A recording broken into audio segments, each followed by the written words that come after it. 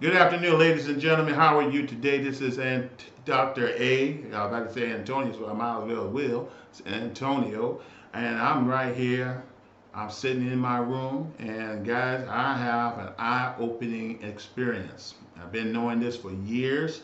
I've had to put two and two together. Nobody would listen to me. So now I'm going to do it this way. And I'm telling you, I want to talk to you about this guy who is running for office. He has a bad attitude. He has a quick temper. He doesn't play around. He'll tell you to shut up in a minute. He can call you crazy. He'll insult you. He'll call you all sorts of names. And he's want to be your president. He's a racist dog, man. He's racist, doesn't care about black folks, never did, never will. And he's running for your vote. Don't vote for this guy. This guy's nuts, man. I'm telling you. He's not good for you. He won't even do nothing to even let you lift a finger for him. And he's using you. He's used a lot of black folks. He used you like a coon. Man, this guy right here, I'm talking about what I'm going to show you on a number of videos. It's not good for this country. He divided this country. He's corrupting this country. He made his wealth in this country. He's made over millions. Matter of fact, I got his income tax paperwork. That man made millions. And I'm not talking about small M's. I'm talking about big M's. And I'm telling you, he can care less about you. You'll never go to his neighborhood. You'll never live in his neighborhood. You'll never get anywhere near him. The man got Secret Service all around him. And he look down on you like nothing. Well, guys, who I'm talking about? Who you think I'm talking about? No, man. No. I'm not talking about Trump. I'm not talking about Trump. I'm not talking about Trump. I'm talking about Biden. Biden, in my opinion, Biden. Because the fur fits, wear it. The man is racist as a hound dog on crack because of his years. The man can care less about black folks. The man can care less about other races. That man been in politics for 47 years and never had a real heart for African Americans or people of other people minorities. The man only care about himself. That man already gave us hell since the 70s. And you love him. That man has been a friend to the Ku Klux Klan. He's been a friend to racist politicians back in the early 70s. The man had been incorporated with these guys. The Democratic Party was a party of racism, and I don't know why so many people are so connected to a racist party. The man, I just looked on a note, just found out that the chair of the Democratic Party back in the 70s considered black folks, and I'm talking about the chair of a Democratic Party, considers inferior. Why would you want to bow down and go to a party that's been historically racist? It's the party of the Confederate States of America. It is the party of the Ku Klux Klan. It is the party that have lynched hundreds of thousands of African Americans during the 1920s. It is the party that has been responsible for the genocide of plantation across the southern United States of America, or I may say concentration camps. Why support a party like that? But you want to vote for Biden, so I'm going to stick to Biden, guys. I'm going to stick to Biden, guys, and hopefully this will open your eyes. I hope this will open your eyes. Guys, I'm really disappointed at a number of people who support this man. I'm really disappointed of my intellectual brothers and sisters who got education, who got intellects, and smart as a whip, and don't know or see don't even understand or see a snake when they see one right in front of the face. So guys, this coon has been promoting segregation since the 70s. He had promoted a crime bill back in 1993 that put thousands and hundreds of thousands of African Americans, you may not remember because you try to forget, in prison. But I'm here to tell you, Black Lives Matter, and everybody else, I'm here to tell you that the crime bill is still in effect. Did you know that? You think it's gone in the Bible? Do you think that reform was gone? Come on, guys. I wore the blue uniform for a little while. I worked in correction for a while. Guys, we got more blacks in prison than whites. Especially the one I've been around. Federal and state. And you're here to tell me this guy is a reformer? No. Trump has given nonviolent African Americans an opportunity for freedom. Thousands of him. And he done it quick in 4 years. This joker been around for 47 years and done nothing but put more black people, more black families in prison than you can shake a stick, the new plantation. And also, he has racial comments. Racial comments. You talk about Trump making racial comments? Please. This man been making racial comments since his time in political office, and heaven forbid, I'm quite sure he said a few choice words in private. So guys, I'm going to stop it right here. You watch the video, you judge, you decide. But we got more questions. You got more questions, but I tell you, if you have a problem figuring out whether you're for me or Trump, and you ain't black. He's going to let the big banks once again write their own rules. Unchain Wall Street.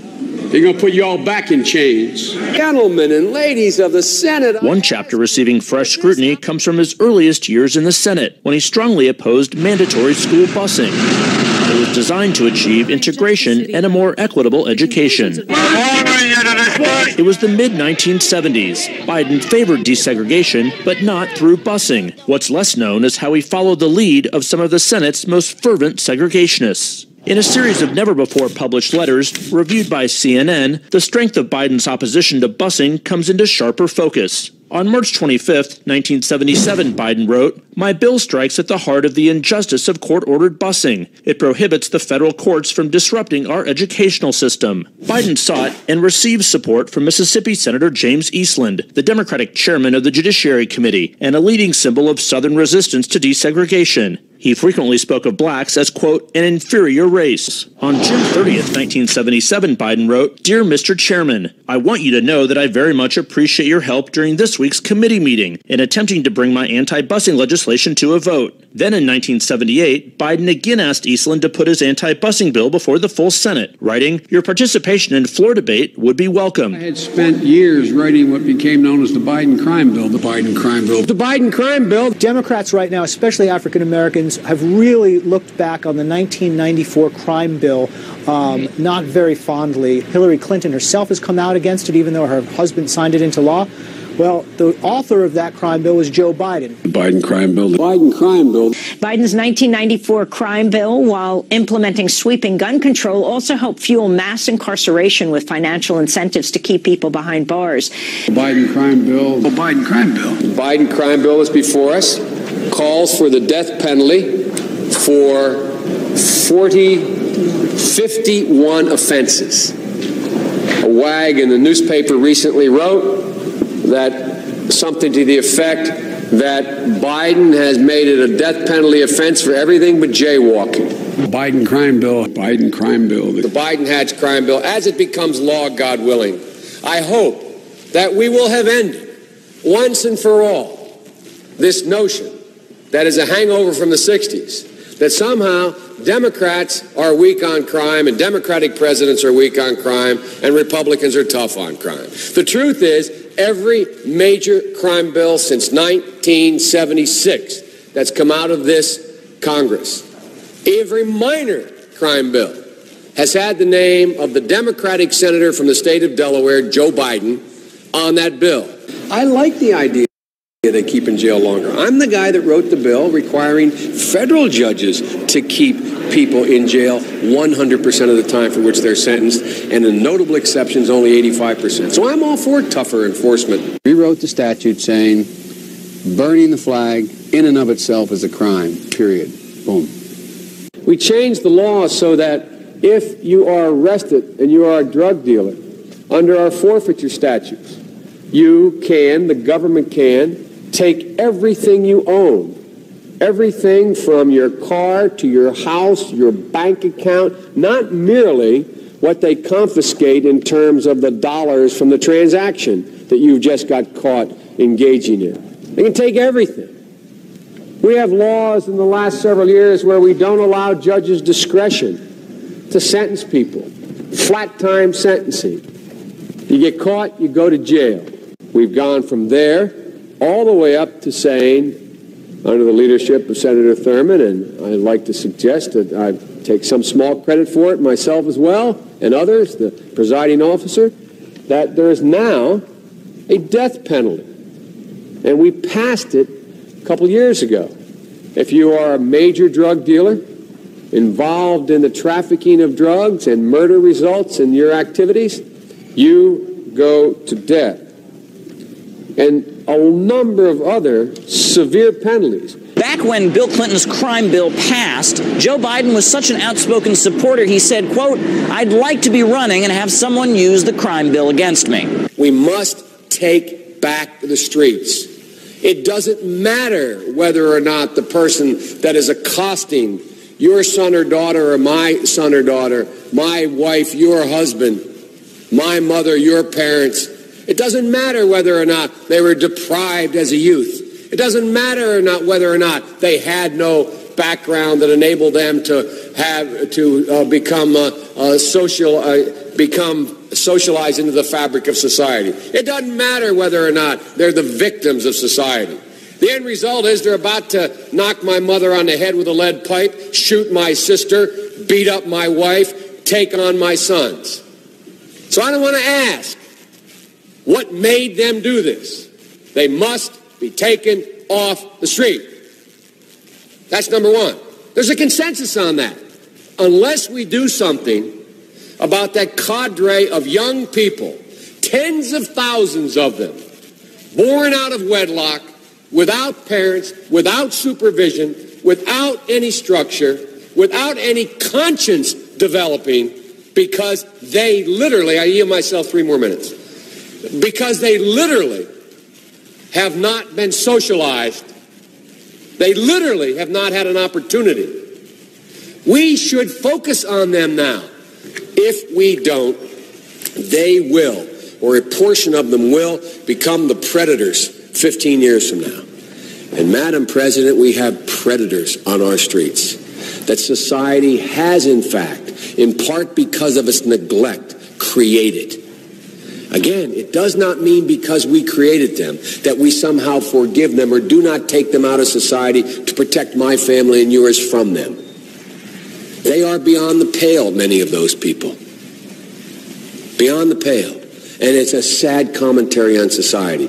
We have no choice but to take them out of society. And the truth is, we don't very well know how to rehabilitate them at that point.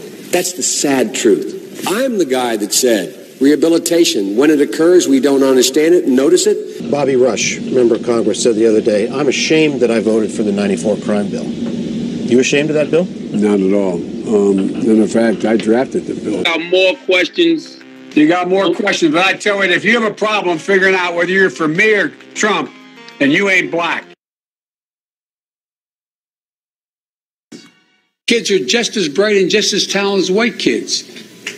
Wealthy kids, black kids, Asian kids. I've had a great relationship. In Delaware, the largest growth in population is Indian Americans moving from India. You cannot go to a 7-Eleven or a Dunkin' Donuts unless you have a slight Indian accent. I'm not joking. I'm Joe Biden, and I approve this message. Joe, you want to administer the oath? Am I doing this again? My memory is not as good as Justice Roberts. I want to be clear. I'm not going nuts. We keep talking about this thing as being north versus south. That's not the issue. It is rural versus urban.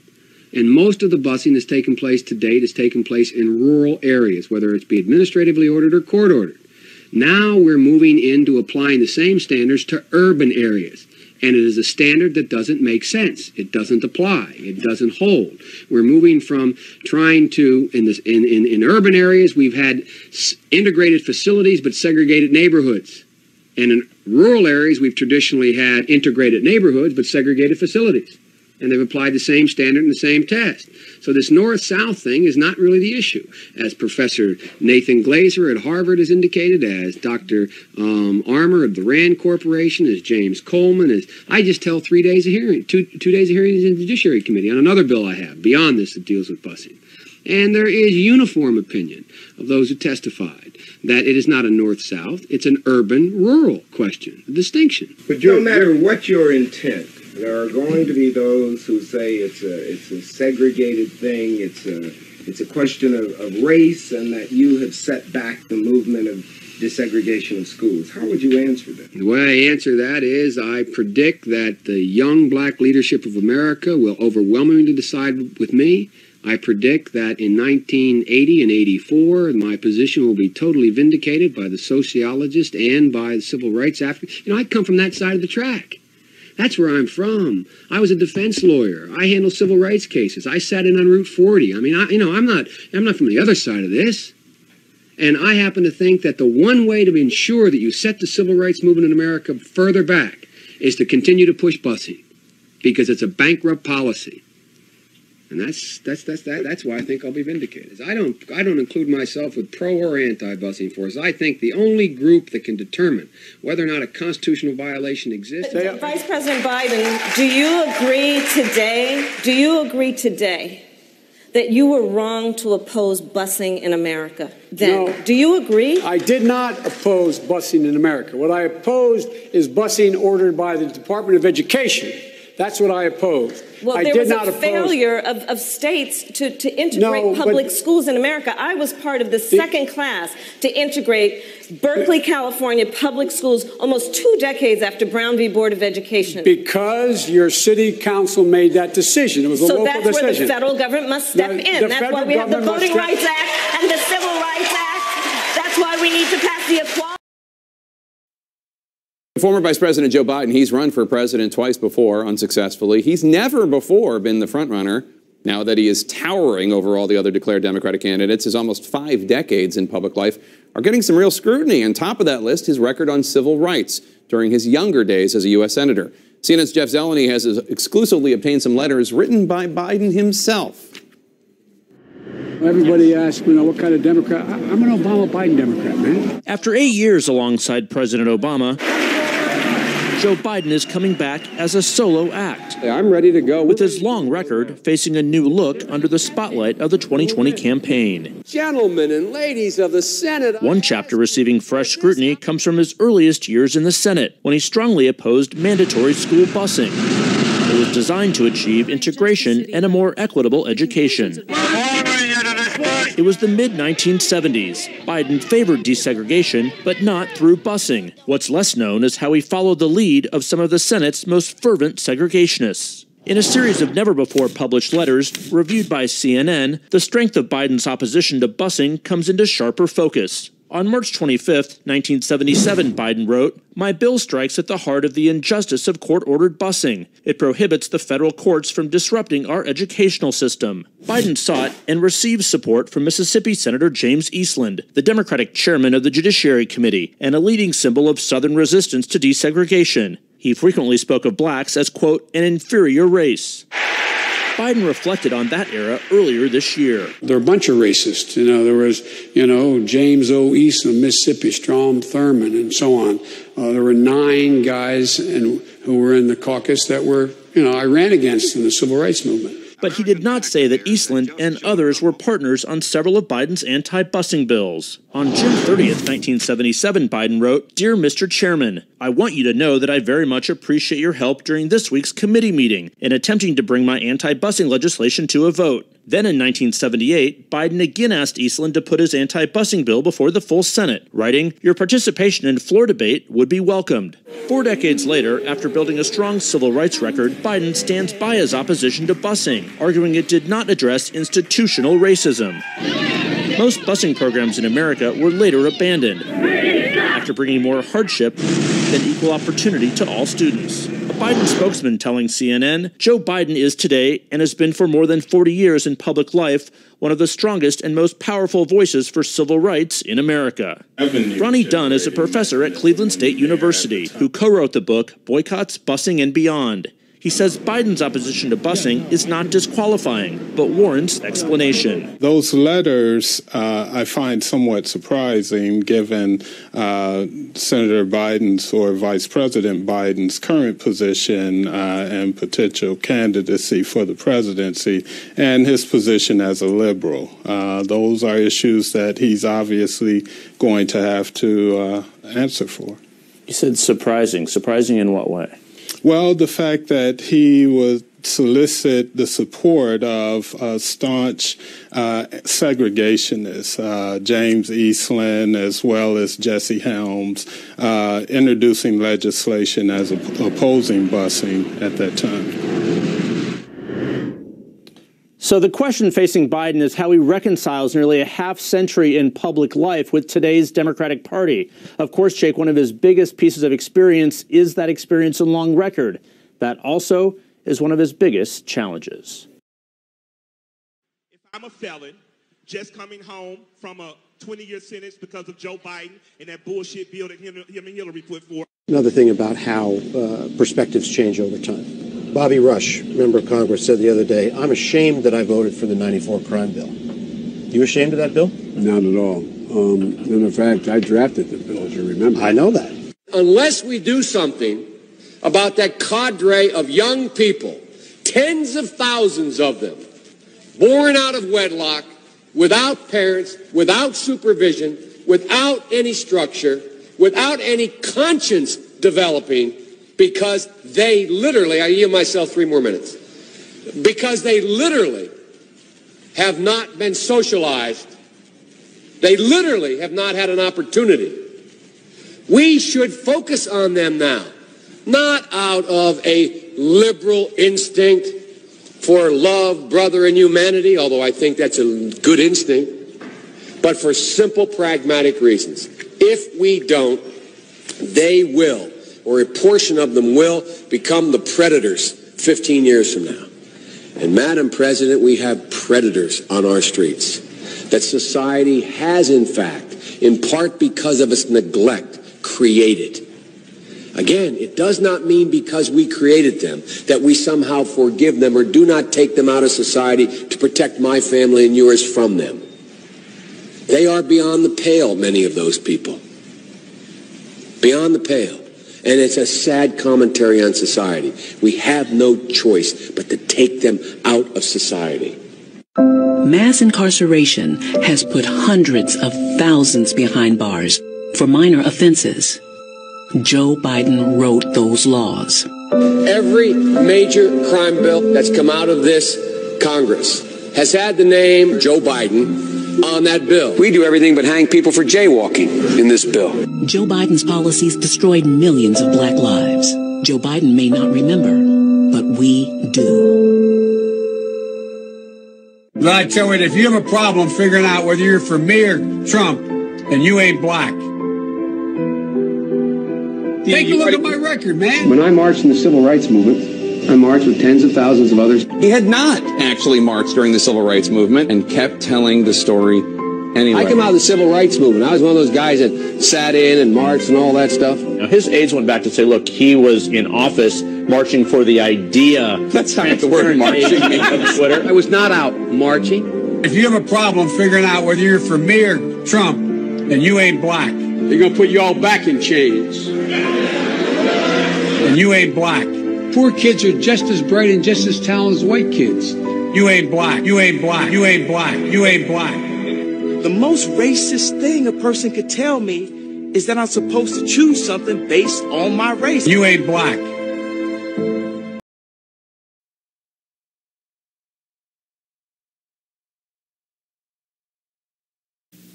"32-year-old liberal Democrat Joseph Biden of Delaware led the fight for the recent Senate anti-busing amendment, which was tacked on an appropriations bill.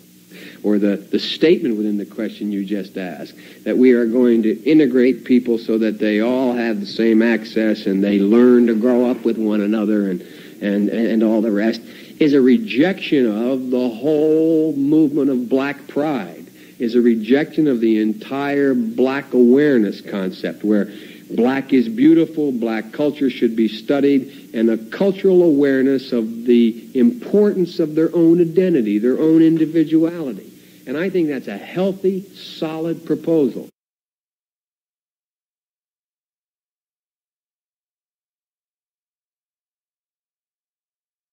Biden said, "What it says is, in order for your child with curly black hair, brown eyes, and dark skin to be able to learn anything, he needs to sit next to my blonde-haired, blue-eyed son.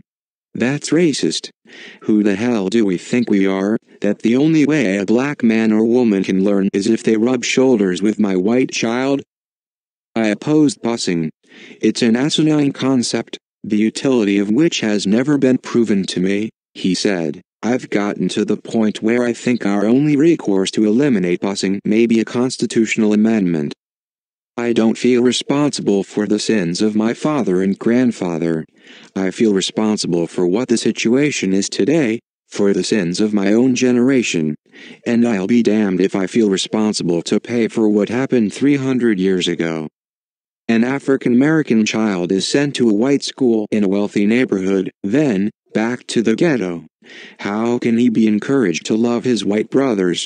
He doesn't need to look at the other side. He needs the chance to get out of the ghetto permanently," Biden said. "I do not buy the concept, popular in the 60s, which said, we have suppressed the black man for 300 years and the white man is now far ahead in the race for everything our society offers. In order to even the score, we must now give the black man a head start, or even hold the white man back, to even the race," Biden told a Delaware-based weekly newspaper in 1975. "I don't buy that." The American Negro, is that how he said? The Negro in America. Come on, Joe. I don't buy the concept, popular in the 60s, which said, we have suppressed the black man for 300 years, and the white man is now far ahead in the race for everything we offer in this society. We decided we were going to change the world, and we did. We did. We finished the civil rights movement to the first stage. Word. I mean, you got the first sort of mainstream African American who is articulate and bright and clean. We must make the streets safer. I don't care why someone is a malefactor in society. I don't care why someone is antisocial. We have an obligation to cordon them off from the rest of society, try to help them, try to change their behavior. That's why we do in this bill. We have drug treatment and we have other treatments to try to deal with it. But they are in jail. Away from my mother, your husband, our families. We would be absolutely stupid as a society if we didn't recognize the condition that nurtured those folks still exist. Evidence of that, the Democratic senator from Delaware. Bobby Rush, member of Congress, said the other day, "I'm ashamed that I voted for the '94 crime bill." You ashamed of that bill? Not at all. In fact, I drafted the bill. Ew. Now the 2020 campaign. Joe Biden is almost certain to run for president in 2020. Wait to see if Biden is going to get into this race, and if so, when? As Joe Biden is about to announce. Bring on Biden. Dang it. I haven't always been right. I know we haven't always gotten things right. Back in 2010, Barack and I finally reduced the disparity in sentencing, which we've been fighting to eliminate, in crack cocaine versus powder cocaine. It was a big mistake when it was made. We thought we were told by the experts that crack, you never go back. Goddamn pickaninny.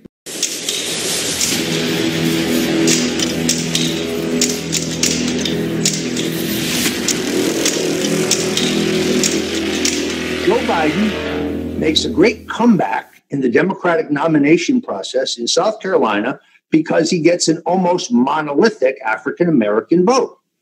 Do those African-American voters realize that Joe Biden is the father of the legislation that has incarcerated more black people for first-time nonviolent drug crimes than anybody in history? That the Biden bill, as he used to proudly call it, which mandated the absolutely mandatory harsh penalties for the first time nonviolent crime of possession of tiny amounts of drugs for personal use, is responsible for the mass incarceration at this point of millions of black people. Another thing about how perspectives change over time.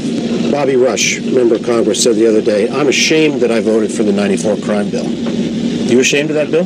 Not at all. In fact, I drafted the bill, if you remember. I know that. Who are trapped in our penal system with extraordinarily long sentences, which has destroyed lives, destroyed families, destroyed without any hope of rehabilitation. And if you're a conservative, it's costing taxpayers millions of dollars to house and feed and incarcerate people who are not a menace to society, people who are not inherently violent, people who haven't been convicted of a violent crime. Joe Biden, he's the father of this. He doesn't recant. He argued with a woman in New Hampshire about how successful this policy has been. The war on drugs was Richard Nixon's biggest single mistake. However, it's Bill Clinton and Joe Biden who turbocharged the war on drugs. Under Nixon, there were not mandatory penalties. A judge could take into consideration if the housewife who's caught with a small amount of marijuana in her purse but has to work a day and a night job to support 3 kids should get a different sentence than some gangbanger caught with a quarter ounce of cocaine. But today, a judge doesn't have that discretion, thanks to Joe Biden. Joe Biden, who started his career as an opponent of the desegregation of the Wilmington school system. That Joe Biden. Joe Biden, whose son, as Attorney General, refused to investigate the hangings of black men all over southern Delaware, saying that it wasn't racially motivated when the evidence is to the contrary.